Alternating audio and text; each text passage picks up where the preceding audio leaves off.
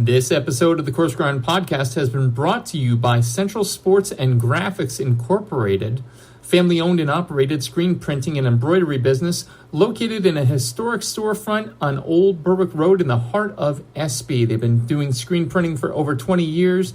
They have high-quality product at a low price. Be sure to check them out. Central Sports and Graphics Incorporated, 570-784-1212.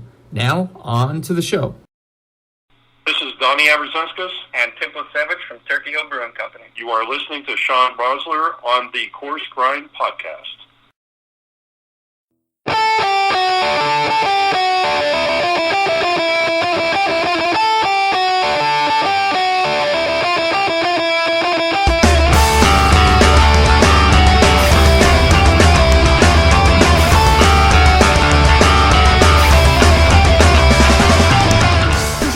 Ladies and gentlemen, welcome back. Episode number 153. It's getting... I don't know that I can count this high anymore. I'm going to need a calculator to help me out. 153 with you as always, host, creator, Shawn Rosler. How the hell is everyone doing this evening? You know, more than 150 episodes in. I can say with relative certainty that there's not a whole lot of places the show hasn't gone. Food, beer, wine. Hell, we've even traipsed mental health with the help of our favorite Letterkenny alum, can confirm.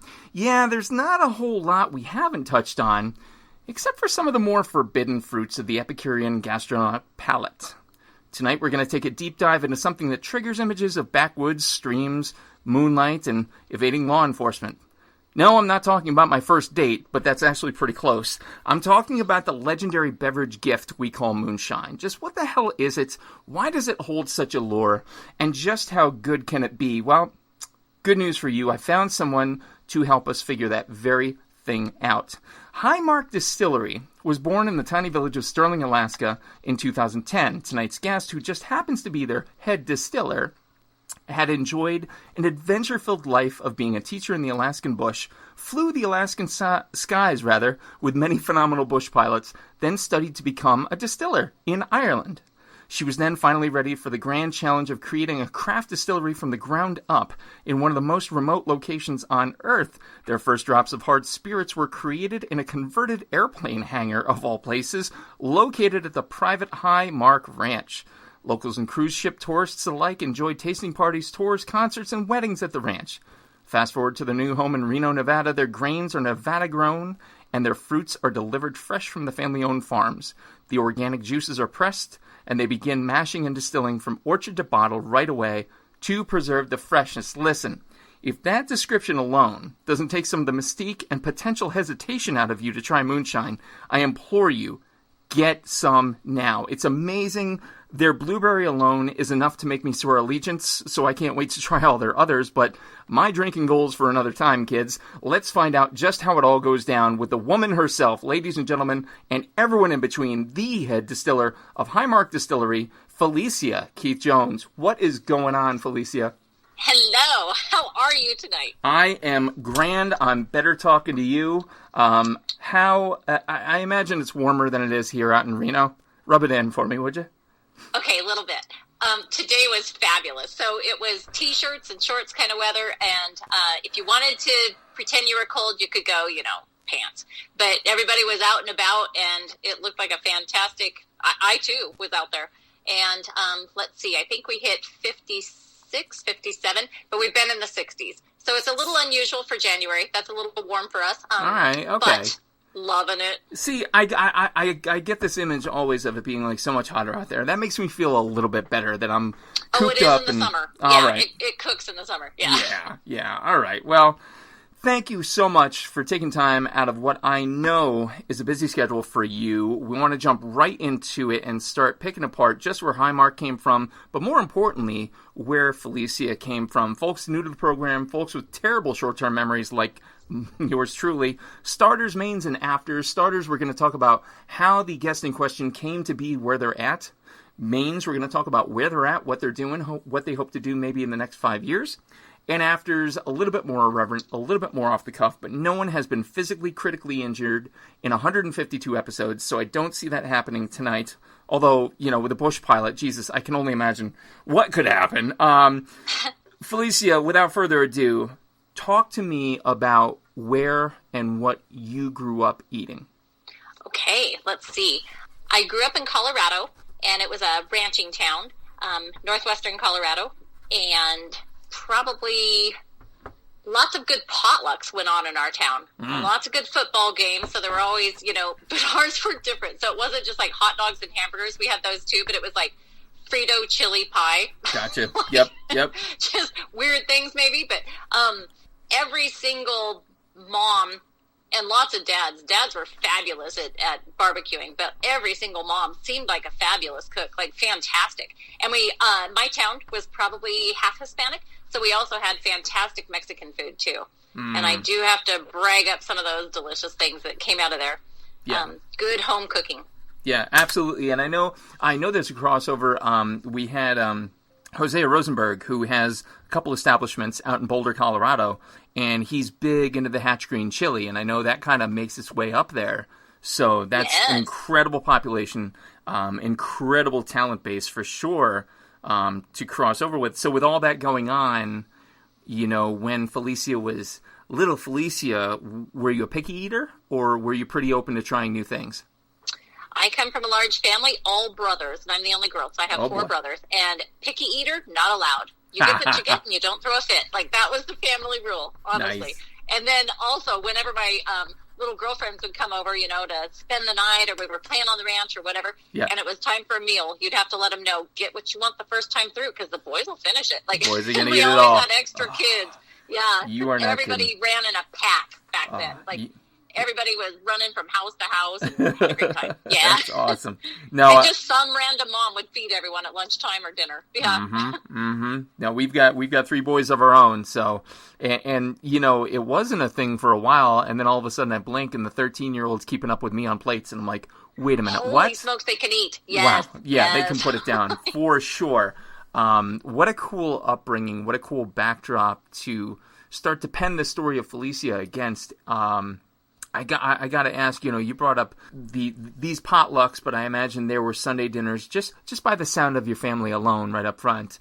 And I have to imagine that within your household, there were some favorites, and there might be still some favorites today that you think about, like, and it gets you right in the heart. What are some of those dishes that you grew up with? Okay, so I'm Scotch and Irish, and then we have a whole bunch of Texas influence in the family. Nice. So I would say probably one of my favorites is goulash, the way my mom makes it. And for a dessert, Scotch shortbread probably is one of my favorites, or a good peach cobbler. Okay, hold up. Go back a second. Scotch shortbread. Talk to me about this. What is going on there? Okay, that's a recipe that's been handed down, much like most of the distilled spirits that I have. Sure. So those are family recipes as well. But for the Scotch shortbread, I would probably equate it to, have you ever had the Mexican wedding cookies? Yes. Okay, if you flatten those out and take the nuts out, and then you're just doing like a big shortbread pan, and they're about the size of a saltine cracker, because you score them that way in the pan, but they all have the prick marks from the fork all the way through, so they don't puff up.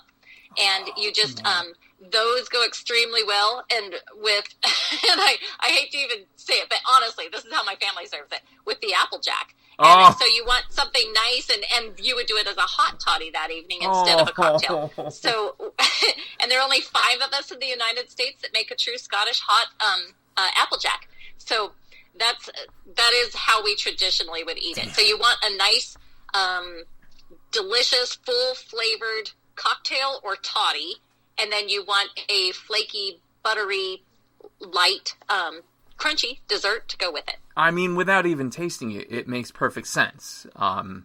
It's a little bit of heaven. That sounds divine. That sounds absolutely divine. And I mean, I was kind of holding off the gas pedal to head into, the the moonshine territory, but I mean, hell, let's go down that road.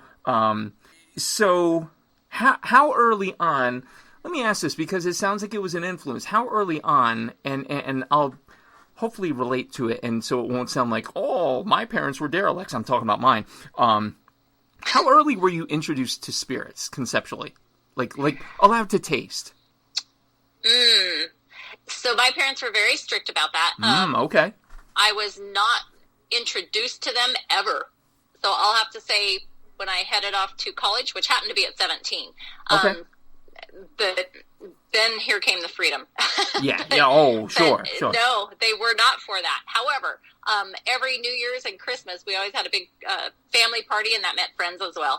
And hot toddies for the hot buttered rum or hot buttered applejack was always served. And I just remember everybody oohing and awing over it, and it just seemed like when you smelled those aromas, you knew that it was Christmas time. And so I just absolutely equate those with strong memories of great Christmas memories.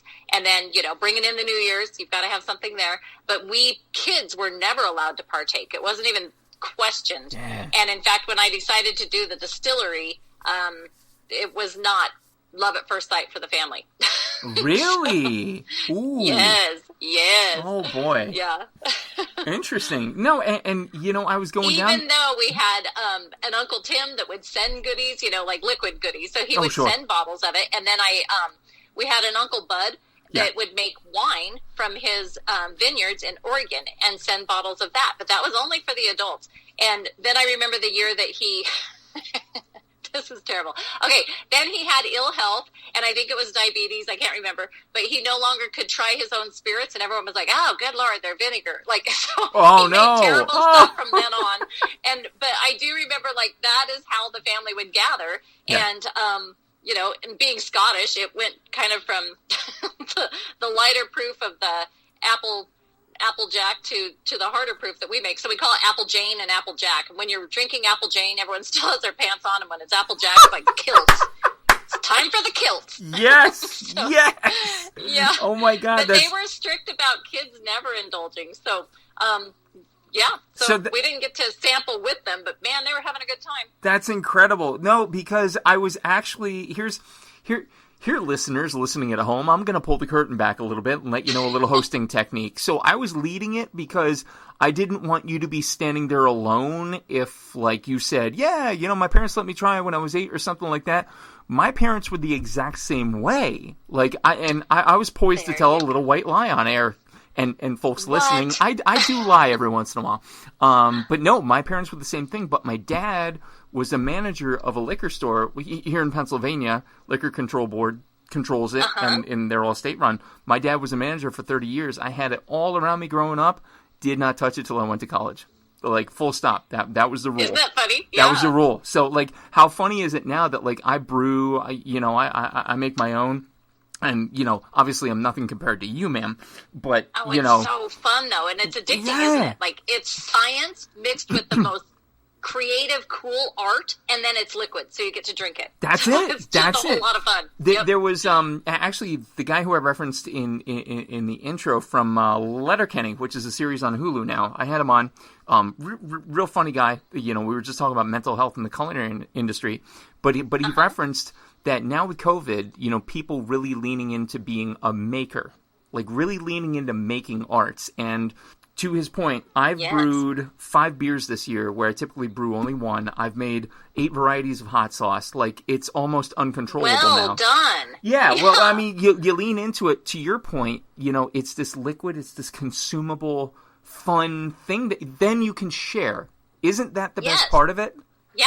And there's the technical side. So if you want to nerd out on it, it's applied chemistry at its finest. So you've got to dial it in right, or you're not going to like what you ended up with. But man, when you do, your friends are like your best friends. Absolutely. Absolutely, for sure. So let's go to the turning point here. We're talking about the booze. We're leaning into it. Now, realize this isn't the typical interview where, kids in maybe a VOTEC classroom in high school and realizes they want to be a chef. Maybe that's the story. For you, this happened later on, but I want you to tell the listeners and talk to us about when was the moment that you went, you know what I want to do? I want to be a distiller.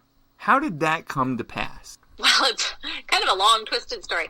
But when I was a teacher, I was asked to be on a coalition for biodiesel. And in Wasilla and Palmer, Alaska there. And actually that coalition was started by Sarah Palin back in the day because she was the town mayor. And then she became, governor and then ran for vice president. But back then she was just a normal mom in the town, and our kids were all about the same age, and she was putting together a project where they were wanting to, okay, so here's how weird Alaska is. All right, so they were clearing a bunch of land for from willow bark, and they were needing it to be usable land. And so there was a Japanese vessel that was parked 12 sea miles off of the coast, and that's international waters. So we were taking all of our willow wood particles and taking it out to sea. Then the Japanese would press it into particle board, and sell it back to us. So we were paying to take it out there and paying to bring it back. And everyone in town was like, what are we doing? And so the state of Alaska was like, what are we doing? So they decided there's got to be a better use for this. And one of my older brothers was a U.S. diplomat at the time, and he called and he said, if you guys want to make biodiesel out of it, it's from international waters. It is an international law that any of those maritime vessels, so the maritime vessels coming in, we have more coastline than any other state, tons of boats. Yeah. So any of them that come in from international waters, they have to use biodiesel if it's within a certain miles from the port and a certain price range. So we were like, ooh, that would be awesome. We should do that. So then we were studying up for about 2 years to try to turn this willow bark into biodiesel, which it definitely can be done. Lots of other things can be used for biodiesel. And then our little project was shut down because none of the oil companies wanted to share any profits. So that's okay. We already still had the knowledge, and off we went. And from there, I realized that there's a huge connection between oil refineries, because what you're doing is you're putting in crude oil that's pumped out of the ground. It looks like muck. And then after you distill it, it becomes petroleum that you can use. Also with biodiesel, you can put in a bunch of bark and crap and squeeze it and distill it, and out comes some usable biodiesel. Exactly the same thing with wheat or corn or fruits. If you distill them, you're making a mash first, and then you're distilling it, and you have a lovely alcohol at the end. So even up in Alaska, we would have oftentimes gentlemen that were working on the North Slope for the oil companies. On their off time, they were able to work at the distillery because it was exactly the same technology and equipment, just they were working on huge equipment up on the oil refineries, and then our smaller distilling equipment back home. So kind of a interesting little connection there, because if it hadn't been for the moonshiners in Alaska teaching the oil companies how to pump that oil, it never would have happened. They had brought in all kinds of engineers from the United Arabs, Arabian Arab, what am I trying to say? The United Arab Emirates? Emirates. Yeah. Yeah. And they had fantastic technology, but not in an Arctic region. So they had to revert back to the old moonshiners that were still left in the area that had come up for the gold rushes and said, how are you guys doing this? And they showed them, and it's worked perfectly since. Wow. Okay. So let's acknowledge a couple things here, Felicia. You're very just like humble and just rolling through a story. Okay, so like Sarah Palin and you were hanging out in Alaska, and your brother's a diplomat. Like what? Where does this story come from? That's amazing. Alaskans are odd. Yeah, so it's a very small population, but a state the size of 3 Texas. So about 2/3 of the United States would be covered by the state of Alaska. So huge land population. Yeah. And then the entire population of humans could fit in the city limits of Reno. Isn't that a head trip? Come on. Yeah, so we really do. Most all of us know each other, or we are 1 degree of separation, or we are related to each other. So that is nuts. So it wasn't super unusual to, we know all of our senators and congressmen, like they are truly our neighbors, and our kids all go to school together. There's no degree of separation. You can't. It's survival up there. That's crazy. Okay, so help me navigate this. You're a teacher. Sure. There's this coalition on biodiesel. You learn from the moonshiners how to pull it from this wood. The United Arab Emirates are involved somehow. Then there's this poof of Sarah Palin. And now you're a distiller. So when did the decision... So then I became an aviator. So I was a bush pilot. That's right. Yeah, so I was flying in the skies with all the cool guys and learning as I was going. Yeah, so I was brand new at it. And met a family out of Ireland, the Shanahans, that were 3rd-generation distillers. And they invited me to house swap because they wanted more time at my big house in Palmer. They wanted more time to be able to fish there, and I was out in pilot housing with our family, so that was no big deal. And then they offered their seaside cottage to me to be able to bring the family, study there, and become a distiller. And I was like, absolutely yes. That is all apologies to 152 previous guests. And I know some of you were repeats. All right, fine. Yo, from here on out, the level has been set for stories of how you got to where you're at.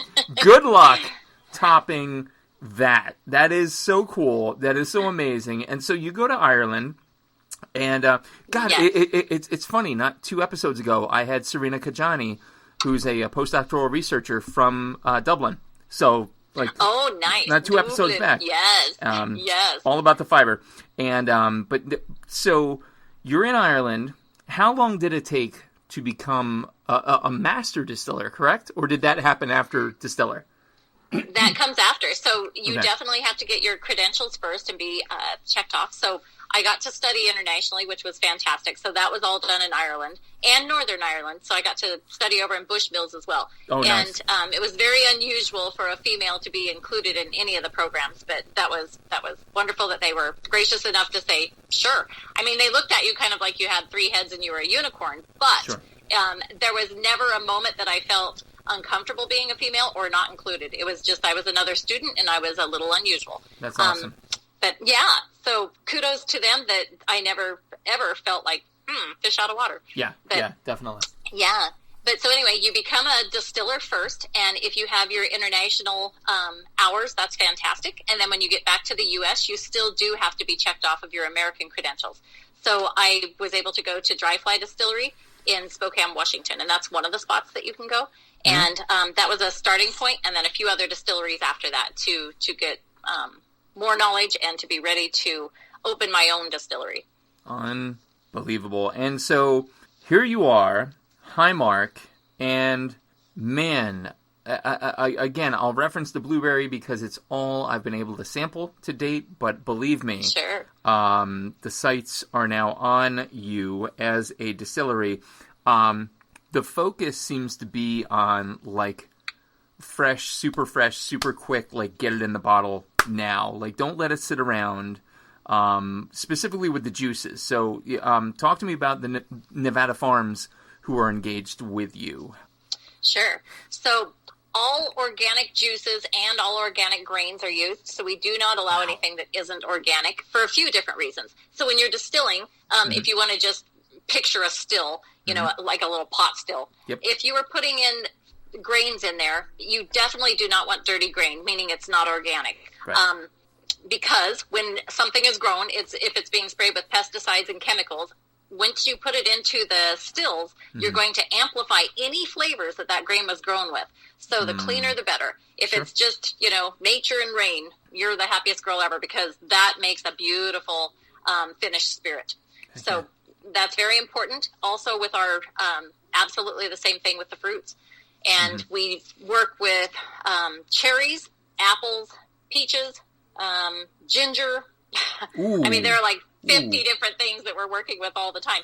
But all of those either come from our local farmers market or they come from the estate orchard that we've been able to borrow and tap into. So it's called Big Canyon Acres, and they do a beautiful job they have heritage seed apples, and that apple orchard was overgrown and just tangled with blackberry bushes for over 40 years because it was in a family trust and nobody did anything with it. And then the Jacobsons took it over and made that their retirement plan. And their son, Jake Jacobson, is one of our assistant distillers.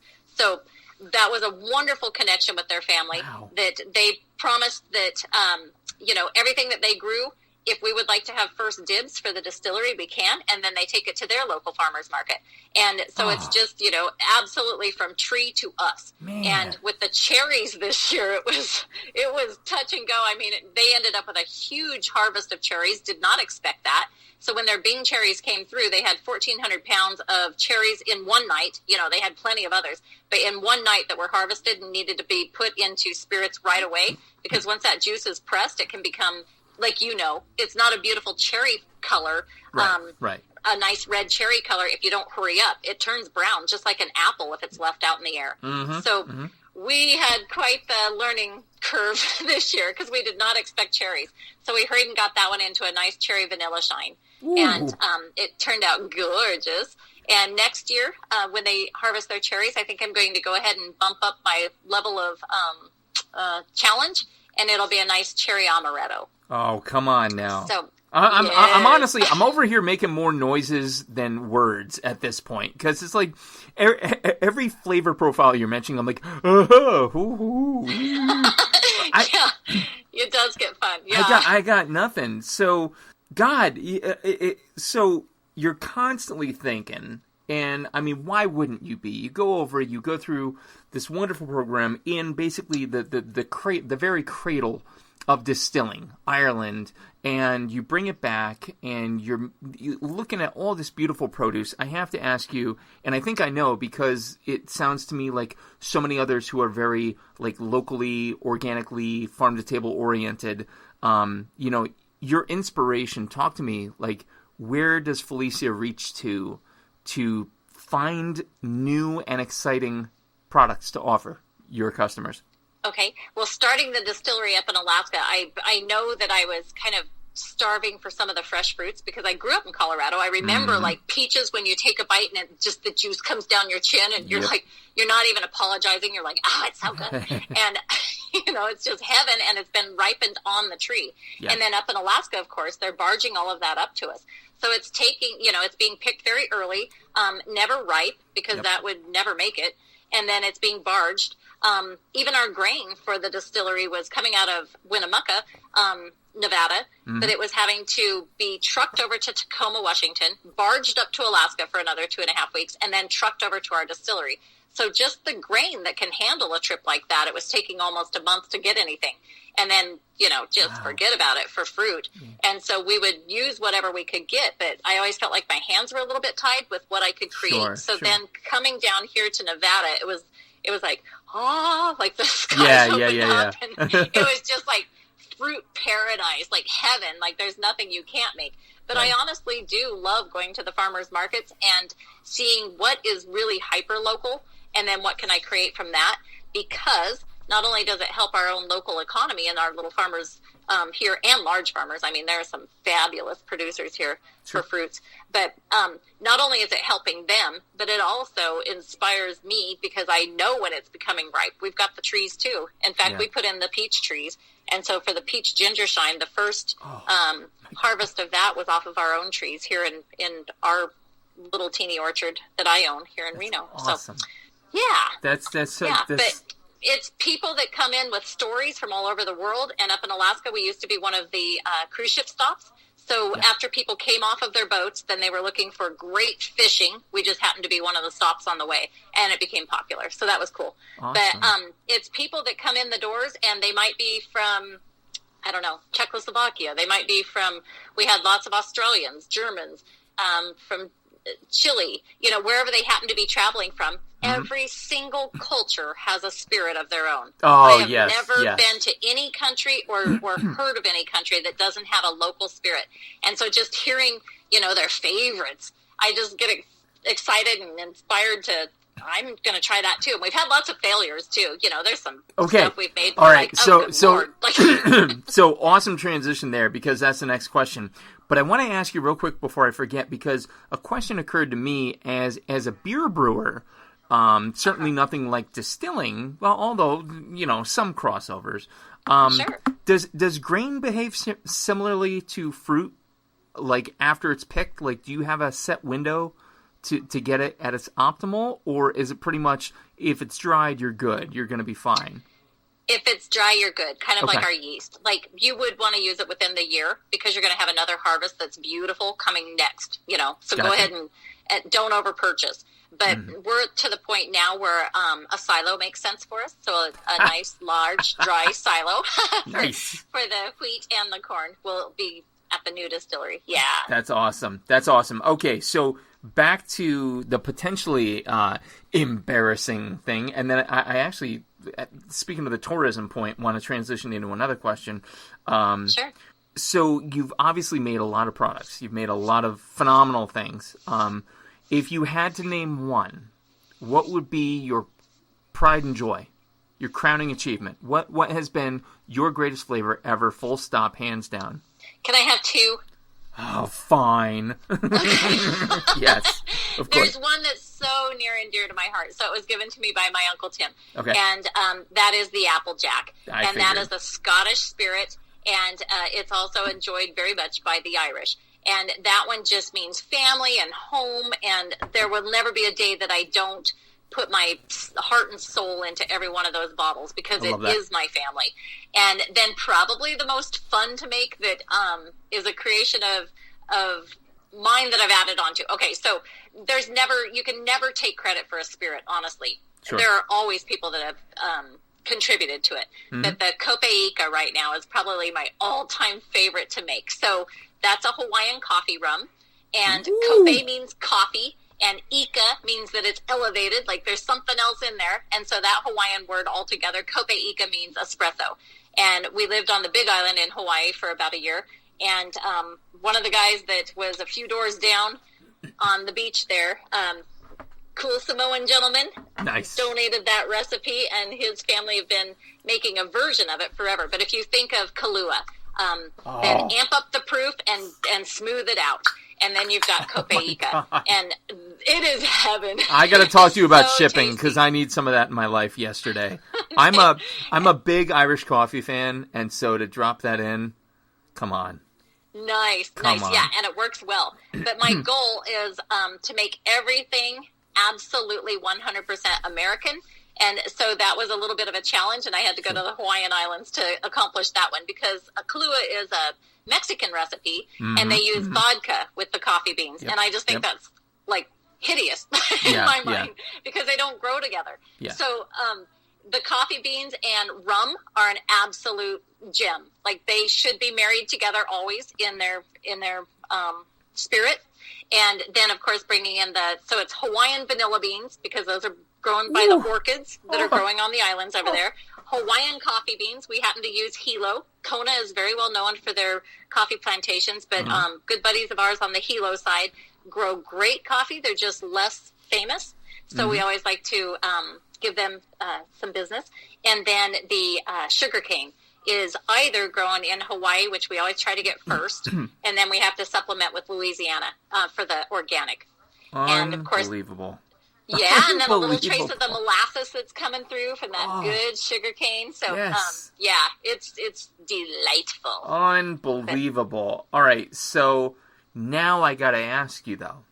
I asked you what your favorite was. Let's, do you have a Voldemort? Do you have one that cannot be named? Yeah. You do? Yeah. So this one will never go to market, and in fact, it didn't even finish. Okay, I have two of those too. So the first one that I ever tried to make, I have a version of a Irish vodka, and the first time when I tried to make it, it was a version of a Hawaiian vodka, and it was hideous. I tried to filter it through through volcanic rock while we were living over there. And all it did was leach out the sulfur from the volcano. So it just smelled like eggs. So, it was rotten eggs and just, it smelled like like an outhouse at the state fair that's gone stale. Yeah, you like that? Yeah. Yeah. And so it was hideous, and no one would drink it. In fact, we didn't even end up using it for cleaning, because oftentimes if you have a batch that goes wrong, and it's a clean spirit, like meaning a clear spirit, you can just, clean countertops and mop with it or whatever you want to do, disinfect. But that one reeked so bad, you couldn't even do it. Stand it. God damn, that's and then rough. The one that was not delicious was, we always called it hideously delicious, but we tried to make pickle shine one time, so it was dill pickle shine. No, don't do that. But, right? Okay, so this was 9 years ago when the distillery was new, and all of my brothers have served in the military, and so one of them was home, and I talked him into, helping me do some. Well, it was really his idea to do some dill pickle shine because he wanted it for, Bloody Marys and whatever. And so we made a batch of dill pickle shine, and then everyone's sitting around the campfire trying to decide if it was good, because at the distillery there, it was a 10-acre ranch, and we had a beautiful little bunkhouse with fire pit, and you know, people always like to cluster there. So we're passing this around, and we're like, you guys have to try it. It's brand new. And we like killed everyone at the party. Everyone was like, oh, good Lord. Oh, and no. by the time it had gone around the campfire there, the bonfire that was going, and there were probably, pre-COVID when it was fun, there were probably 20 people sitting around. Yeah. And by the time it got back around to the first person, they're like, let me take another tug of that. So it went around again, because everyone was like, this is the worst thing we've ever tried.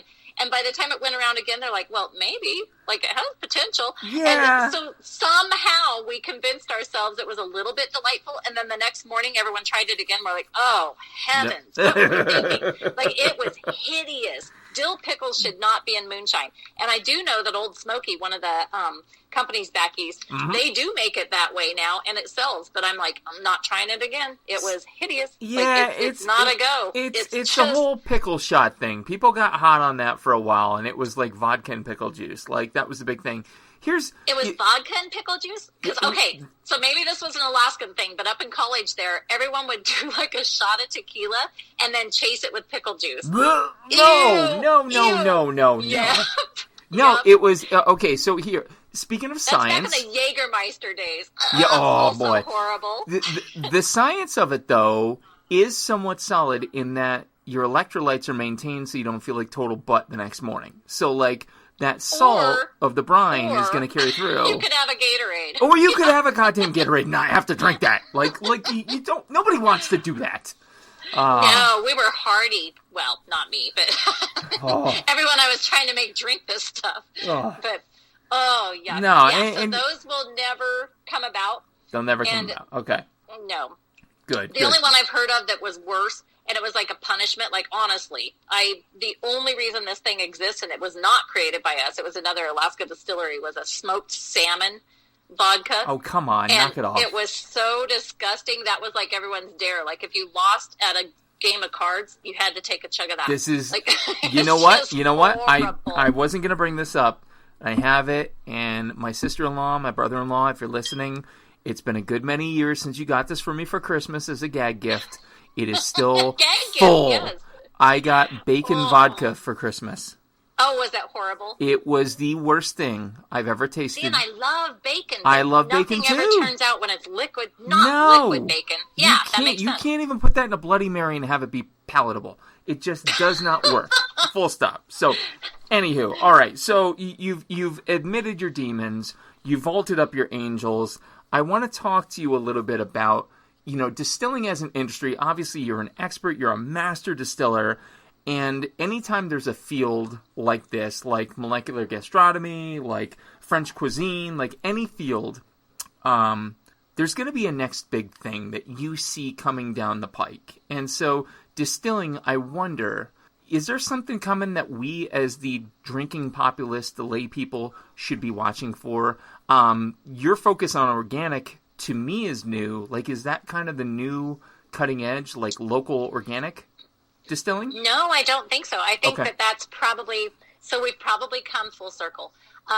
Honestly, I always look at it as I'm just the extension of a farmer. So I like that. So when all farmers have their big harvest, and then of course, that's why we had state fairs back in the day, because that's when you would gather together and sell your harvest. And then people finally had a little bit of time to play because they weren't out there, gathering and weeding and harvesting and, So anyway, after the farmers are finished with it, then here it comes to the markets. And then my job is to hurry as fast as I can to preserve it. And so canning came about. So say you have an apple tree, or 5,000 acres of apple trees. But let's just say we're small farmers and we have a few apple trees. Well, you've harvested the apples as soon as they are telling you they're ripe, then here they come. Sure. So you're collecting those as fast as possible. You're getting them into pies. You're dehydrating them. You're canning them. You're, making every kind of bread that you can think of to get apples in there and preserve them. That's all a preservation. And then what do you do? So if you still have harvest left, the best thing that you can possibly do to kind of pickle it is to get it into hard spirits. So get it into alcohol. And that's exactly what we're doing. Our go time every year is right after the farmers are finished harvesting. So honestly, if we said distilling as preservation, I think that's a It is, and traditionally, that's exactly how our ancestors and our elders did it. You know, then it became popular to mass produce and go as fast as you possibly could, and buy whatever was out of season. Like, who cares? Because it's still at the store. Right. So that's what distilling went to, and it usually was reserved for just barrel aged spirits. Those became very popular after Prohibition. We could get into all of that too, but that's because all of the okay, it sounds bad, but jacking is actually a process. That's why there is apple jack, but it could be peach jack or cherry jack. Like, that's a thing. Yep. And so people would produce it that way. And when, during Prohibition, when all of the revenuers would come through and smash up their stills and dump everything out, they were able to go ahead and hide some of their spirits in barrels and get them underground, or hide them wherever they were going to, in a barn, in the loft, or whatever it might be. Nice. But when you do that, Applejack and a lot of the moonshines, those should never be in a barrel. Vodka, not in a barrel. So when they were trying to hide it, when they were finally able to bring it back out and test it and taste it, it was nasty. Right, because it is. Whiskeys weren't. Bourbons weren't. Those do well in a barrel. So that's why it became extremely popular after Prohibition to have whiskeys and bourbons, because they can rest in a barrel and they add flavor. They don't detract. And then, of course, it needs to be a charred barrel, not just any old, water barrel, because they tried to hide things in there too, and it just went rancid. But, so if not for Prohibition, we would probably be more of a moonshine society as opposed to a bourbon whiskey. You know, you wonder. You wonder what, or a Jack society. So we would have been making it fresh and drinking it fresher. Yeah. But now we've gone to aging things for longer. But of course, that was through history. We've always aged things, and the older the better for our industry. For those, and then not for some of the fresh fruit things. But yeah. So I kind of feel like we've come full circle. So our ancestors were doing it. Then it was produce as fast and heavy as you possibly can to get vodkas all over the place. And even though the bourbons and whiskeys were still aging nicely in the background. And then I really do think that we're starting to come clear around to people, and it's demanded from the consumers. So they're saying, we want what's fresh and clean and organic, and couldn't make me happier, because I mean, because that's right where you're at. Stuff. I mean, fresh, clean, and organic is your that's your lane. As trends go, though, there are trends in industries that you want to see die a fiery death. You want to see them go by the wayside. There's got to be something in distilling that pisses you off, and you wish would just stop. You wish people would just stop doing it. What is it, and why? Not picking on anyone at all or any company, but I honestly think that if you're going to go into this industry, love it for the art and the science behind it. So go ahead and take the time to make the superior spirits, rather than what I dislike the most would be the companies that have 58 vodkas out on the market and they're pumping syrups with a flavor into it. And I just think, why, oh why? When when you could make a beautiful elevated vodka and then bring its flavor profile up just a tad by adding in the fresh juices and preserving it that way, rather than bringing it down in a level with syrupy, nasty. It's lazy. They all kind of taste like Jolly Ranchers that have been melted.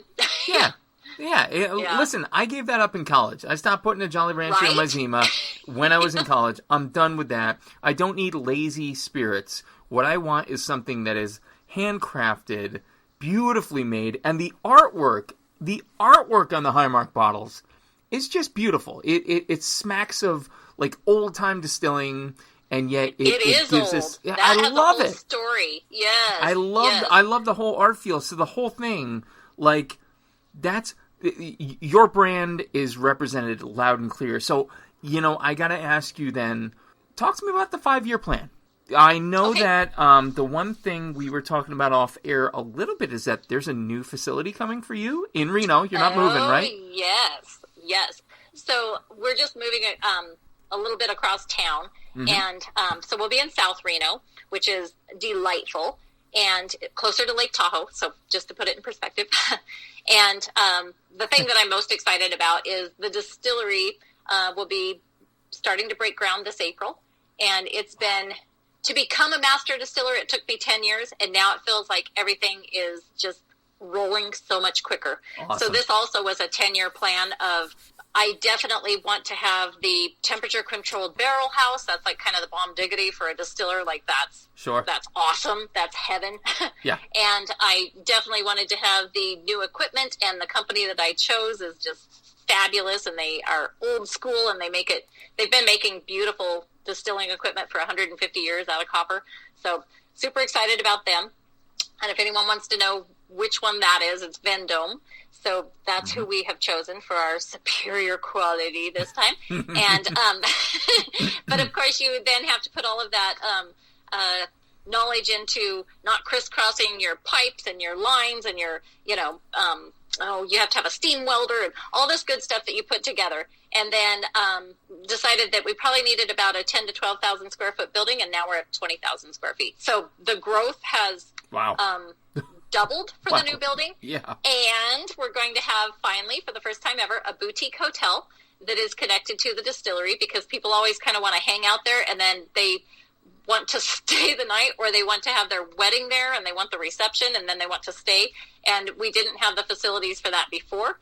And so this time we're going to go ahead and indulge those that would like to stay on, and it happens to be right next door to a cool casino. So we've got a distillery boutique hotel casino that's going to be connected with little fire pit grottos where you can drink and enjoy yourself. So it's going to be a neat little project. What more cool could you property. want? So I know. So and then to put all this together, though. This is not to overshadow, though, that currently you all at High Mark are doing cocktail classes, private barrel clubs. Talk to us a little bit about that. Sure. So as things closed down for COVID, people were starving for a little fun together, but it needed to be COVID proof and clean, like very sparkling clean, honestly. And here in Nevada, and many of the states, but here in Nevada, the governor's office called every one of our distilleries and asked us if we would switch half of our stills over to making medical grade alcohol for the hand sanitizer. So, yes. Nice. So we're one of the distilleries that said yes. And awesome. Thank you for still manufacture. Oh, you're welcome. Yeah. But we still manufacture those. So just a little tidbit. When we were dialing in our rum, any batches that went wrong went into the hand sanitizer. So ours are really made out of rum. Unbelievable. I love that. Yeah. So in a pinch. Yes. In a pinch, put some... if you end up drinking your hand sanitizer, you're not going to die. And that was really important to me. I mean, honestly, it was, because I have children, and I did not want my boys to have all of those chemicals on their hands from the other companies. We actually went to quite the lengths to make sure that it had organic aloe vera in there and organic peppermint oil, because, of course, that kills a lot of germs as well. And then the organic rum alcohol that was in there. And it is denatured. So, off it goes to the stores. But awesome. It absolutely will not... if children they have to be gluten-free because they have an allergy to wheat or corn. This doesn't affect them one bit, and it also kind of protects their skin rather than, making your hands making it all itchy. Yeah, chapped and harmful. And it was important to me, very, very important to me, actually, that if a child ever got into that, it was not a poison. That they'd be all they needed to do was flush their system. That it was not going to kill a child. So to me, that was really important. But yeah, so anyway, back to the cocktail classes. People have just really been enjoying coming in a group of, we are, 25% capacity at our place still, but they can come in with their own small group, and then we just basically, it's a private party. So the doors are closed, and those are the only people that get to enjoy that time. And then they're learning to create the spirits with me, or they're learning to create handcrafted cocktails. And then we always have a little treat because we purchase from one of the bakeries that are local. And so we're pairing a dessert or a small bites with the cocktails so that they can kind of open their minds up to what, how could they serve their friends at home, because everything is at home right now. And so we kind of think of them as the ambassadors. They come and they learn it, and then they take it home, and they're enjoying it with their neighbors or whoever gets to come over in their little tiny pods. But it's been great, and then we are videoing some of those so that it can be a virtual tasting party at home for those that can't come out. Yep. So, yeah. And then the private barrel club's been way too much fun. Yeah. Excuse me. So people are allowed to go ahead and purchase their own barrels and hold them at our distillery. And so the 5, 10, and 15-gallon barrels are super popular. And it might be, like, off of a 5-gallon barrel, you could, if you were purchasing that yourself, you would get 26 bottles off of it. So that's plenty. Wow. That'll work. Yeah, so you might want to go in with your best friend, or if it's a work thing, then... I was going to say, if you're a small company, I think that's probably a good buy. Yep. Yeah, and they get to have their own logo on there, or it might be their family crest, or whatever they want to do, and then you've got Christmas gifts, and you're done. But my podcast has a logo, Felicia. Stop tempting me. Oh, it does. Knock it off. Well, maybe it needs a tiny barrel. It just might. Yes. We might have to just send you one of those. We have little bitty ones, too, that you can legally have at your own place. Nice. And I'll teach you how to roll your barrel and take care of that barrel so that it, when it's finished, it is a certified bourbon. Oh, so that's incredible. That's kind of fun. Wow. Yeah. Wow. Yeah. Oh, my God. So this is why, again, I'm going to pull that curtain back and, like, let the little boy who's excited, who's like an 8-year-old boy sitting in this chair with a microphone, like, this is why this show is so exciting for me, because I don't know much. I've learned it along the way. I talk to people who are way smarter than me, and Felicia, I mean, you are that, because, yes, I like to drink bourbon and whiskey and Irish whiskey and scotch and all these things, but never did I know as much as I've learned here and now. And now to kind of make that crossover into moonshine and to talk about, like, what a budding industry, and hopefully it's, like, becoming more the standard. I feel like, and I have to ask you this, and this might be a layperson question, but go with me.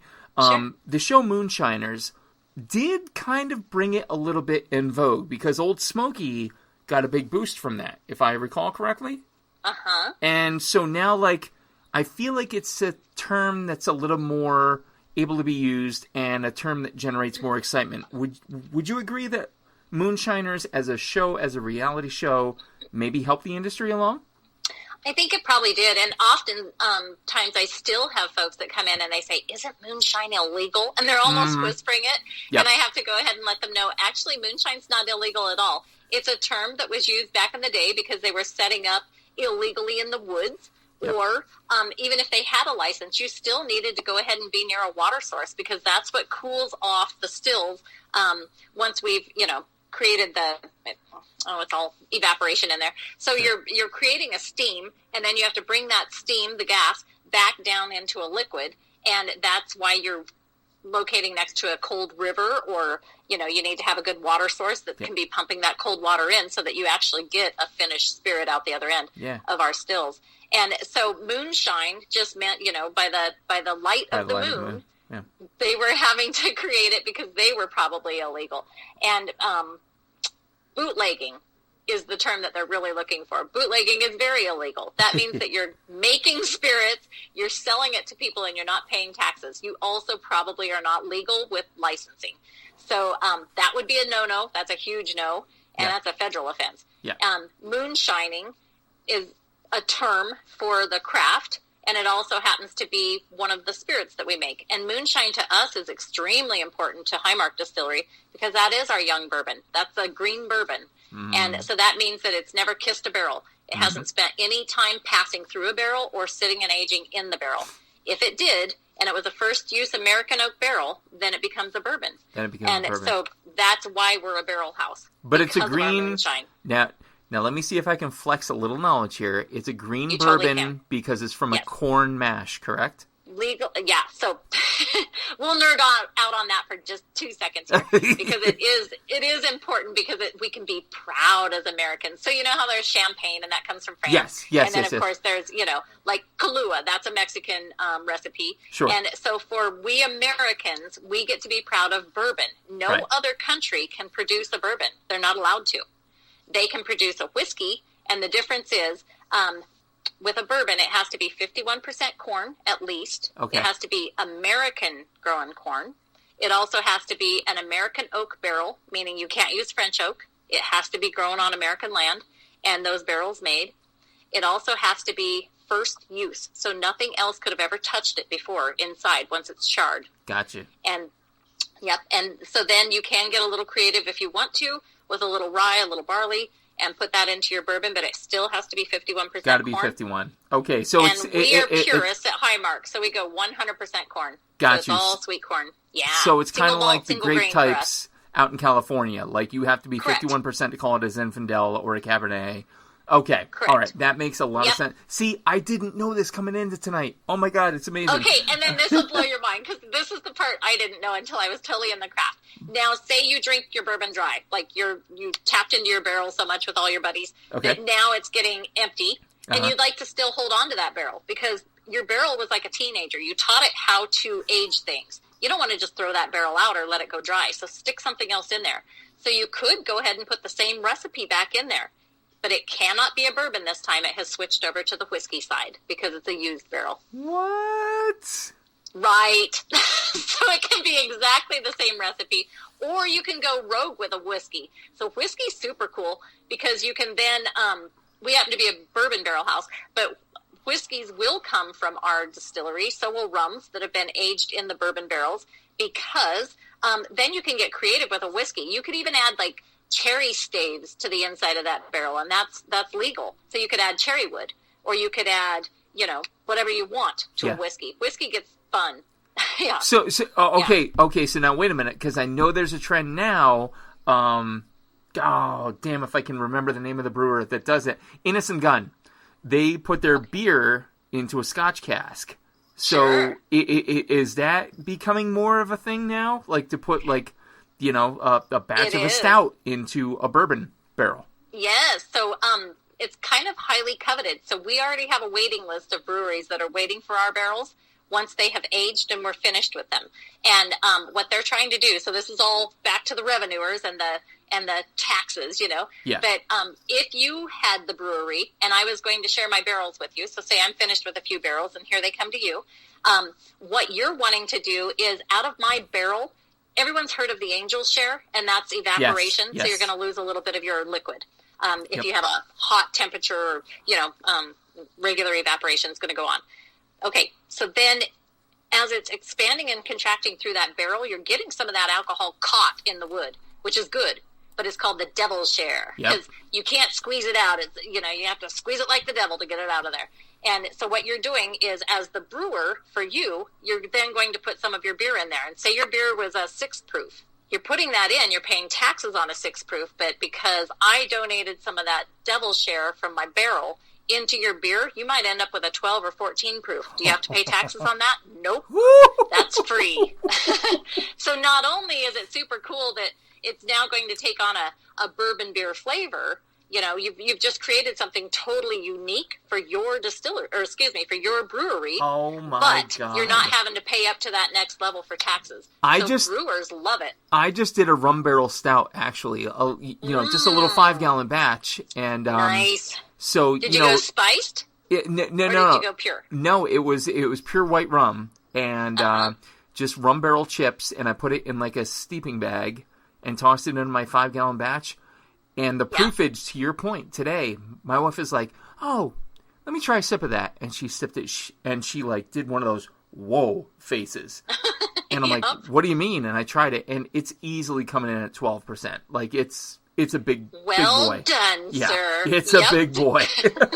Yep. Okay, so wow, I could keep you here all night. My God, you have a lot of things going on. I have the afters to ask you. I hate to transition so abruptly, but I know you're busy. I know you got places to be. Yeah. But man, big things coming out of High Mark. I cannot wait to follow you guys, buy like everything I possibly can from you, because it's so amazing. Just a great story overall. More to come on that. Felicia, are you ready for the afters? Absolutely. Oh, you are wonderfully enthusiastic. I appreciate that.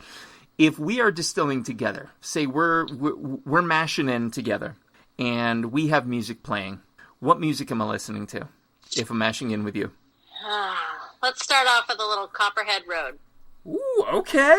Yeah, we need to get you in the mood, get you to be a true distiller, and then we might go into some nice lively country, and we're probably going to end up with a little Bob Marley at the end. Nice. Because, it's a little party at the end. I like the transitions. I think they're strong. Very strong. Very All strong. musics are welcome at the distillery. All music's welcome. I agree. I have to admit, I have a Dropkick Murphy's tradition anytime I'm mashing in for my beer. So I do. It's nice. So little side by side there. Here is one of my favorite questions to ask, and I cannot wait to hear what you answer to this. You're going to be stranded on a deserted island, totally hypothetical situation, and you can only bring 3 foods or food-type items with you, totally inexhaustible supplies, but only 3. What would they be and why? Well, it sounds like you just shortened my lifespan because I'm stranded on the island. So we'll just go indulge it. I'm definitely going to want to try to eat my weight in good Rice Krispie treats. Wow, okay. The good old way with like the marshmallow cream and real butter. Oh, okay, absolutely. So we're doing that. Oh, yeah. And then, all right, some Alaskan's going to come out. I'm going to need a little bit of smoked salmon and probably some caribou sticks. Smoked salmon, caribou sticks. Yep, and I'll have to get you some of those so that you know what I'm talking about. Yeah, but those are awesome. A little bit spicy, a little bit like a pepperoni, but it's made out of caribou. So I have to ask, do you think you could distill on the island? There's coconuts available. Oh, well, give me a piece of copper and I can. Oh, there you go. And yes, and we're not going to die from not having water because I still love going to like the high schools and such, and you come in with a still, and I've been asked to do a few classes for them, and the kids are like, "Ooh, we're making alcohol," and you're like, "Actually, no, you're distilling water." We're going to make ever needed water. that skill, sorry, distilled gang. water is helpful. Yeah, snooze fest. Yeah. Our apologies. They still kind of dig it. They're getting into it because you put mud water in there because you're really trying to show them that it distills out all of the impurities, and then you can drink that water at the end. So yeah. Oh, for sure. Have you had the chance to ever check out My Last Supper by Melanie Denea? No, but I'm going to write that one down. Please do, and the follow-up is The Next Course. Each volume is a wonderful coffee table book. Part of the inspiration for the show came from this 6 years ago, and what it is, it's 50 featured chefs and one picture of each, and they're all asked a similar battery of questions centered around the following scenario. Your ticket is getting punched. The Grim Reaper shows up and tells you what's going on. You have tonight to celebrate. What would be your last meal? What are you eating? What are you drinking? Who's there? What are you listening to? And why? Okay. Let's see. I would like to have a nice chicken piccata. Nice. And typically you would go with a nice red wine, but I'm going to be true to form, and we're going to have a hot toddy with the Applejack, and we're going to have it in a good, hearty copper mug, and we're going to stir it with a cinnamon stick. Beautiful. And for dessert, we're going to probably going to have like 12 courses if it's my last meal. Exactly. But we will go with a true Caesar salad. Nice. Like crack the egg at the table kind of Caesar salad. Yep. And we will complement that with a beautiful 6-layer tiramisu, a nice slice of that, and you're going to pour a shot of the Cope Ica over it to drizzle. How did I know? How did I not know that was going to go down? It's going to be a wonderful dessert. And music-wise, if it was I'm going to need live music, and it doesn't matter who comes by. As long as they have a few instruments and they're loving their talent. Like they're sharing it with us and they're loving it, then we'll love it. Love it. Unbelievable. I can see it. And finally, last question, simplest, shortest, but the most complex. What is food and drink to Felicia Keith Jones in a single word? Sunshine. Whoa. Okay. It just brightens everybody up when you have a good meal or a good beverage. Like it brings happiness. So ta-da, sunshine. Unique answer in 152 episodes that has never been said. So well played. Sunshine. Ooh, I like being first. Sunshine it is. And Sunshine, you are Miss Felicia. High Mark Distillery. They're out there at highmarkdistillery.com. Presently in Reno, 4690 Longley Lane, I believe, Unit 28, Reno, Nevada. That's correct. 89502. Again, go out to their website, man. Check them out. All the information's out there. Literally everything you would ever need to know, and then some, is available. You can give them a call, 775-622-9188. If you're looking to just get in touch regarding any kind of sales or anything like that, sales@highmarkdistillery.com. And again, their site is super slick, super, super clean, just like their spirits. See what I did there? Ooh, well done. I try. Now that I've learned what clean spirits mean, that's what matters. So, you know, they've got the recipes out there, folks, all the stuff about their sanitizers and their story, you know, that you heard here. If you want to read more, and I encourage you to do so. Such a cool story and such a cool human being. Felicia, thank you so much for taking the time to be here with us tonight. You're absolutely welcome. It was my pleasure. It truly was fun. Oh, awesome. That means the world. All right. Thank you so much. Ladies and gentlemen, this has been episode number 153 of the Coarse Grind Podcast. With you this evening, Felicia Keith Jones of High Mark Distillery, the head distiller, the head master distiller, damn it, of High Mark Distillery. Our producer, as always, has been the lovely, voluptuous Johnny Leland Robinson, a.k.a. the Reverend Johnny Lamoria. Be sure to check out all his podcast happenings, radio dramas, everything he's got going on. He's out there. Check him out. Next episode will be number 154. You will not want to miss it. Stay tuned.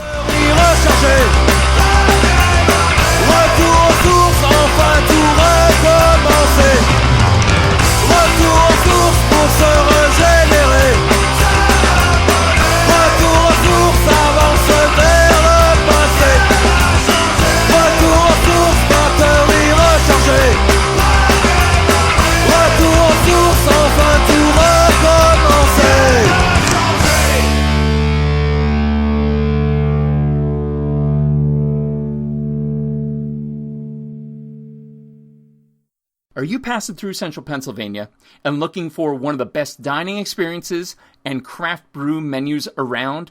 Look no further. Turkey Hill Brewing Company and 991 Central Road in Bloomsburg, PA has everything you could ask for and then some. Service, food, beer together. Unbelievable. Be sure to check them out. Call them today for reservations. 570-387-8422. Call today.